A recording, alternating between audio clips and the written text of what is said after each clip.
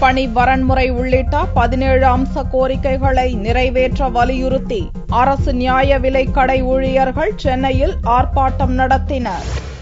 நியாய விலைக் கடைகள் திட்டப்பணிகள் முழுவதும் கணினிமயமாக்க வேண்டும், பணிவரன்முறை செய்யப்படாத ஊழியர்களுக்கு உடனடியாக பணிவரன்முறைப்படுத்த வேண்டும், போலி குடும்ப அட்டையை ஒழிக்க கைவிரல் ரேகை பதிவு செய்து டிஜிட்டல் முறையில் புதிய குடும்ப அட்டை வழங்க வேண்டும் என்பன உள்ளிட்ட 17 அம்ச கோரிக்கைகளை நிறைவேற்ற வலியுறுத்தி வெள்ளியன்று தமிழ்நாடு அரசு பணியாளர்கள் சங்கத்தை சேர்ந்தவர்கள் வள்ளுவர் கோட்டம் அருகே ஆர்ப்பாட்டம் நடத்தினர்.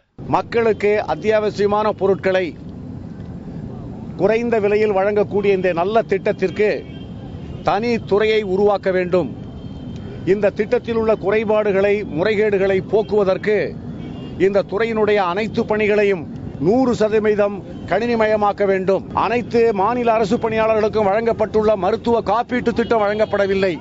இந்த பணியாளர்கள் பொதுமக்கள் வாங்குகின்ற அந்த மருத்துவ காப்பீட்டு திட்டத்திலும் சேர முடியவில்லை, இந்த துறையிலும் வழங்கப்படவில்லை. எனவே உடனடியாக மருத்துவ காப்பீட்டு திட்டம் வழங்க வேண்டும். இந்த ஆர்ப்பாட்டத்தில் தமிழகம் முழுவதும் பல்வேறு பகுதிகளில் இருந்தும் 500க்கும் மேற்பட்ட ரேஷன் கடை ஊழியர்கள் கலந்து கொண்டனர்.